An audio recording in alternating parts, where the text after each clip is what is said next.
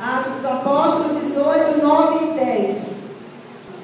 E de noite disse o Senhor em visão a Paulo: não temas, mas fala e não te cales, porque eu estou contigo e ninguém te acontecerá para te fazer mal, pois tenho muito povo nesta cidade.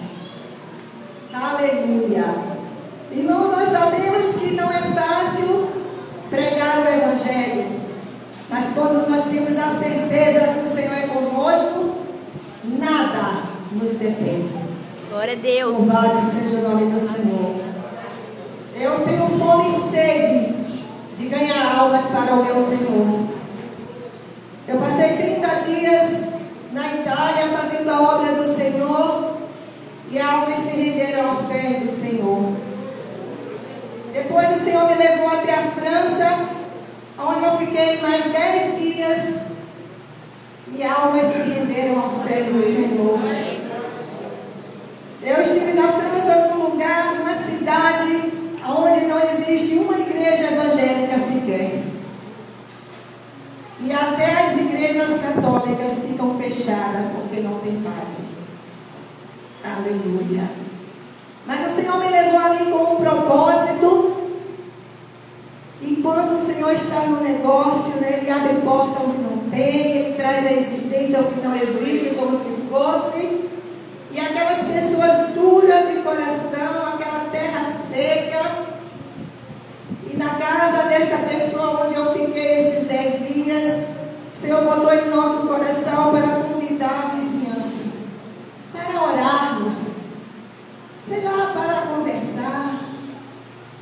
E nós nem acreditávamos que eles iriam aceitar o convite, mas eles aceitaram. E para a glória de Deus, irmãos, quando eu saí de lá, ficou uma célula. Ficou um ponto de pregação naquela casa, com apenas 2 pessoas. Mas a minha amiga disse que já tem 5. Glória a Deus. E agradecido seja o nome do Senhor. Portanto, fale e não te cales, porque o Senhor é contigo. O maior está em você. Louvado seja o nome do Senhor. Quando tomamos a decisão de pregar Cristo para a multidão ou para uma pessoa, com certeza desafiamos a Satanás e seus demônios. Com certeza eles se levantarão contra nós, mas não devemos nos calar. Temos que continuar, e com certeza maior é o que está conosco do que o que está com eles. Então, se o maior está conosco, não tememos a nada. Somos servos do Senhor. Ele nos deu a missão de fazermos o ID, de pregar o Evangelho. E nós temos o Espírito Santo, que é o nosso professor por excelência, e que tem nos dado ousadia para pregar a sua palavra a tempo e fora de tempo. E nós vemos que Paulo, ele não deixou aquela igreja. Primeiro ele ensinou, trouxe conhecimento, formou obreiros, fortaleceu a igreja, e só depois ele deu continuação à sua obra missionária. Ele não temeu. Ele sabia que o que estava com ele era maior, era muito forte. Ninguém pode tocar um servo do Senhor cheio do Espírito Santo. Louvado e engrandecido seja o nome do Senhor. Os judeus, movidos por Satanás, vendo a obra que Deus estava fazendo através de Paulo, e como crescia o nome de Jesus, ficava cada vez mais conhecido, e muitos pela fé e alcançando a graça de Deus, se encheram de inveja, e sem ter do que acusar os apóstolos, criaram uma situação de contenda, dizendo que Paulo estava tentando destruir a religião judaica, a lei e os profetas. Sempre vai haver pessoas enviadas por Satanás para tentar parar a obra que Deus tem em nossas vidas e em tua vida. Aleluia! Mas como nós já falamos antes, o maior está em nós. Aleluia!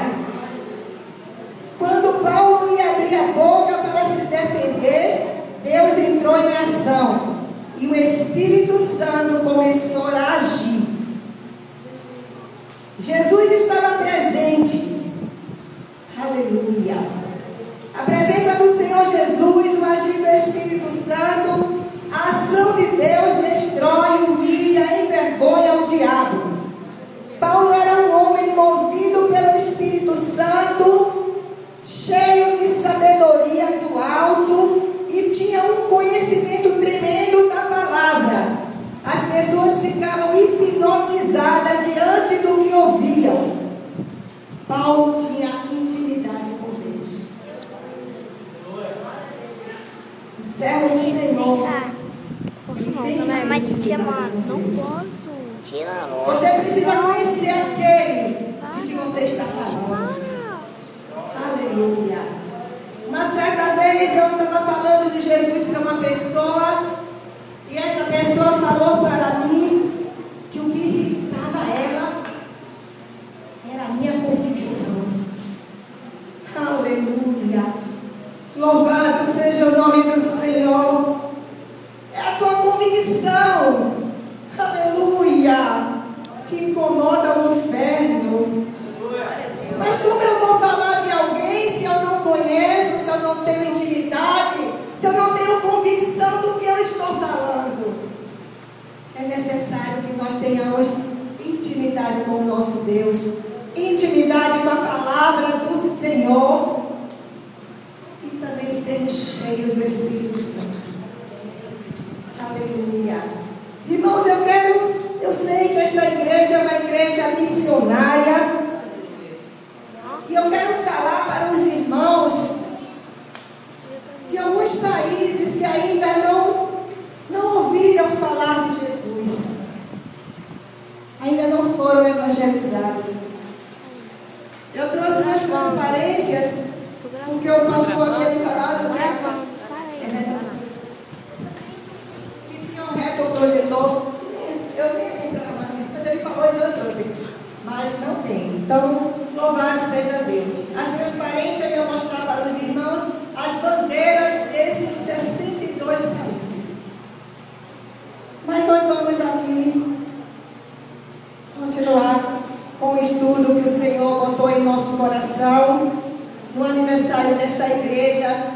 E eu sei que aqui tem muitos missionários, aqui tem homens e mulheres pregadores da palavra do Senhor.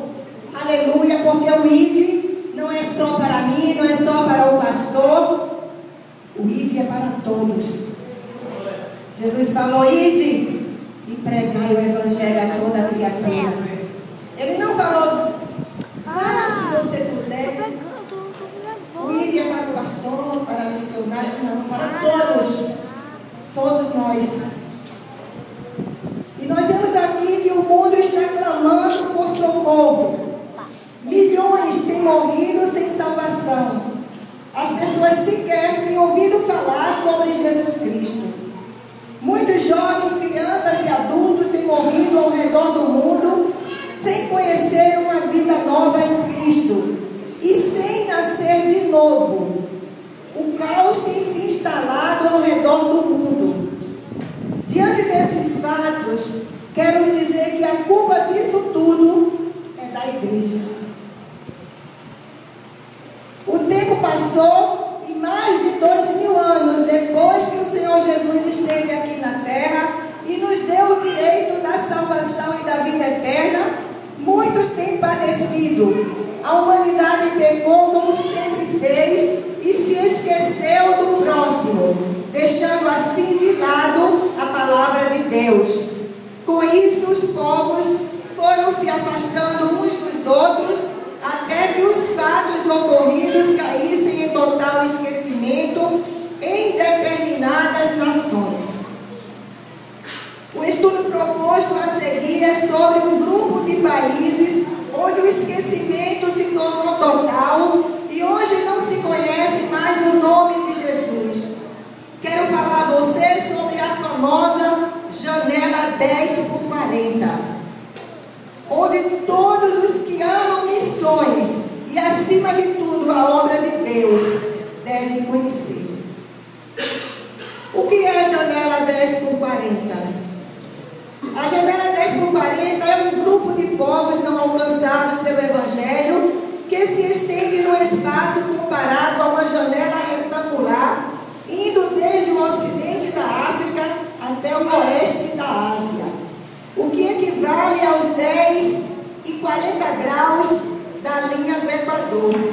Nessa região, conhecida antes como Cinturão da Resistência, estão presentes 62 nações, mais perdidas e necessitadas da Terra. Estão situadas nela 2 bilhões e 300 milhões de pessoas que nunca ouviram falar o nome de Jesus. No mundo inteiro, este é o local onde se acrescentam os países mais fechados ao Evangelho. Foi realizado no ano 2000 um censo pelo movimento evangelístico e estimou-se que 97% das pessoas menos evangelizadas do mundo vivem nos países da janela 10 e 40. Nesse território existem pelo menos 2 bilhões e 700 budistas, hindus, muçulmanos, além de grande miséria e pobreza por parte da população. Louvado seja o nome do Senhor. Vamos conhecer o nome desses países, amados. Kuwait é o número 1. Localização no Golfo Pérsico. 5% de cristãos evangélicos, predominantemente muçulmanos, sunitas, xiitas, e o evangelismo lá é restrito. No Irã, localização do Golfo Pérsico também, 5% de cristãos evangélicos no Irã. Predominante lá é o muçulmano, xiitas e alguns sunitas. Também o evangelho lá é proibido, totalmente proibido. No Egito, localização do Oriente Médio, tem 8% de cristãos evangélicos, predominante muçulmano e sunitas. O evangelho lá também é restrito. Aleluia. Israel, localização Oriente Médio, 35% de cristãos evangélicos, predominante lá são os judeus, os muçulmanos. O evangelho lá também é restrito. Eu estive em Israel o ano passado, está fazendo um ano agora em novembro. E eu tenho um colarzinho, senão estou até com ele, com o nome Jesus. E quando eu cheguei em Israel, pediram para que eu tirasse, porque lá é proibido. Eu falei, eu não vou tirar. Eu não vou tirar. Eu não posso negar o meu Jesus. E não tirei. E fiquei 10 dias naquele país, visitando toda Israel, Jerusalém. Todos os lugares que deveria ir eu fui. E não tirei o nome de Jesus do meu pescoço. Se quisesse tirar, ele estava no meu coração. Mas eu não senti de Deus de tirar. Irmãos, quando eu estava num lugar, num deserto, com as outras pessoas, e nós estávamos visitando o palácio do rei Herodes. E naquela multidão apareceu uma moça que não falava a minha língua, de um outro país. E quando ela olhou para mim, que ela viu o nome de Jesus, ela se abraçou a mim. E nós duas tivemos uma experiência tremenda com o Senhor, naquele lugar onde o evangelho é proibido. Mas nós somos luz. Nós somos sal da terra. Aleluia! Nós somos a imagem e semelhança do Senhor. Nós temos o selo do Espírito Santo. E não podemos esconder. Porque onde nós estivermos, fluir com o mesmo Espírito, vai testificar. Louvado seja o nome do Senhor. E nos abraçamos ali, eu orei por ela e ela orou por mim. Louvado seja o nome do Senhor. E depois eu fiquei sabendo que ela tinha uma enfermidade e com certeza Jesus curou. Não se envergonhe do Evangelho, não. Não se envergonhe do nome de Jesus. Ele deu a vida dele por você. Eu não tirei a minha correntinha com o nome de Jesus. E pensei, se é comigo, o maior está em mim. Que pode acontecer eles quererem me matar. E se eu morrer, eu morro aqui e vou viver no céu. Não tenho nada a perder.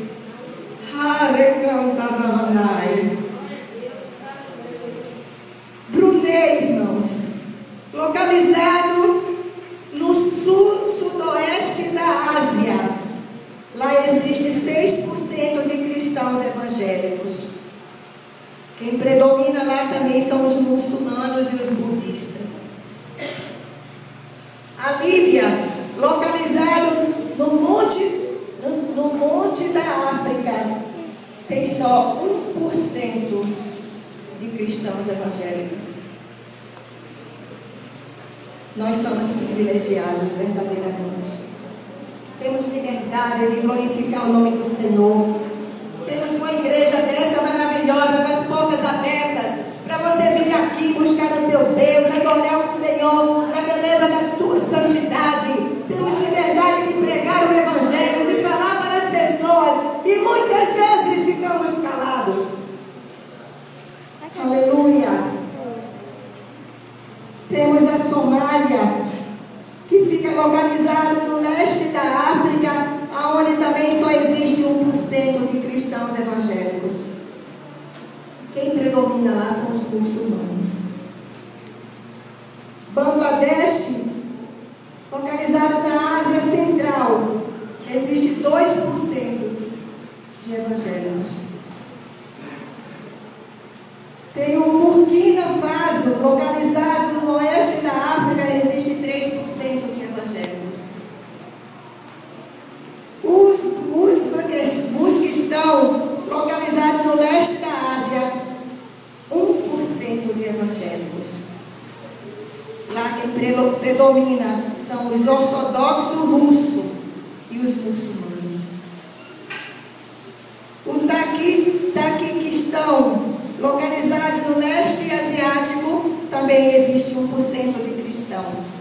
E os ortodoxos russos é quem reina lá.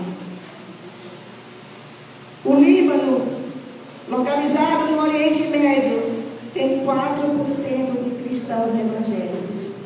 Os muçulmanos, os xiitas e os sunitas predominam nesse lugar. Nós precisamos orar, irmãos, por esses países.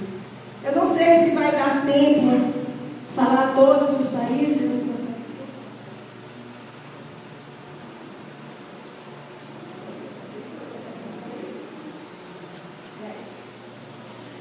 O pastor disse que pode falar, irmãos. Aleluia. A Bíblia diz que é melhor obedecer do que sacrificar.